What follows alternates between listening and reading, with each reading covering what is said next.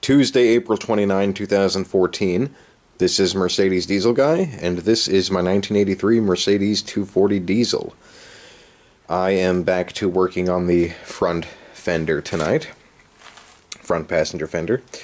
As you know, I was out here last night, basically stripping down the rust and sanding the overspray and getting this basically smooth. And it's still not perfect, but certainly not bad. My first task for the night is actually I'm going to get my hammer and dolly and I'm going to smooth this metal out a bit.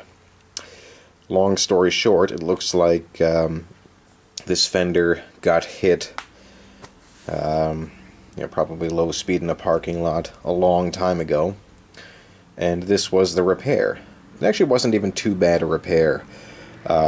Everything was pretty smooth, and if the filler hadn't cracked right about here, I personally never would have known.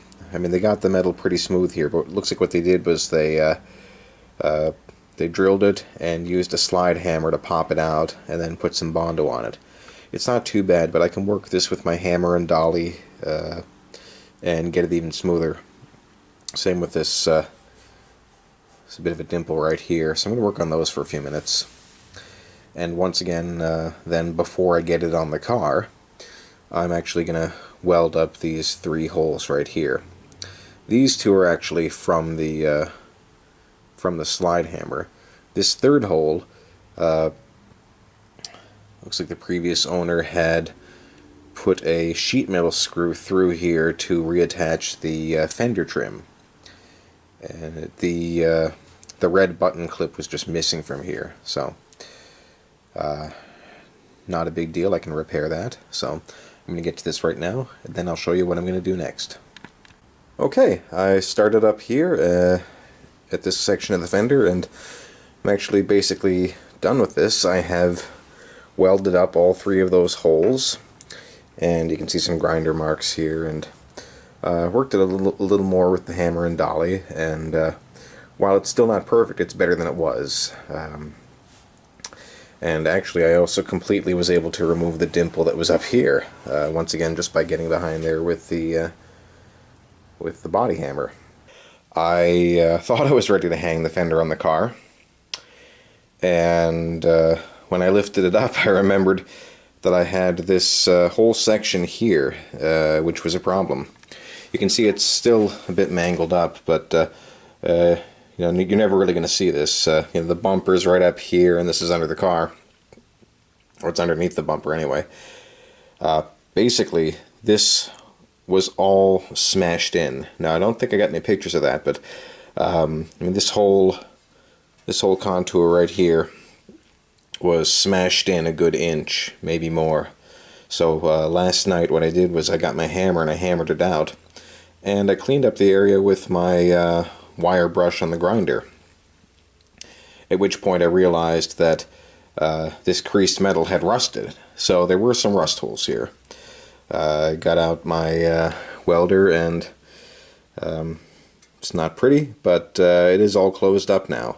And I'm not taking too much time with this because in the end this is all going to be seam sealed and undercoated. The important thing is I took care of the rust through. That's gone now. And this is my stopping point for tonight. As you can see, I have the fender loosely hung back on the car right now. And as such, the car once again has all its panels. But the big issue I have is right here at the back. The fender no longer sits flush with the door. The reason for that is it has to do with how I repaired the rocker panel. Now with the rocker panel, you might remember, instead of using preformed patch panels, I just made patch panels out of scrap, and I riveted and welded stuff on kind of willy-nilly. The long and the short of it is, I built up that area down there a little too much, so now the fender doesn't sit flat. But that's not a problem. Since the bottom of the fender is damaged anyway, what I'm probably going to end up doing is just clearancing the bottom of the fender so it sits flat again, and then working out a different way to mount the fender back to the rocker panel, which really shouldn't be a big deal.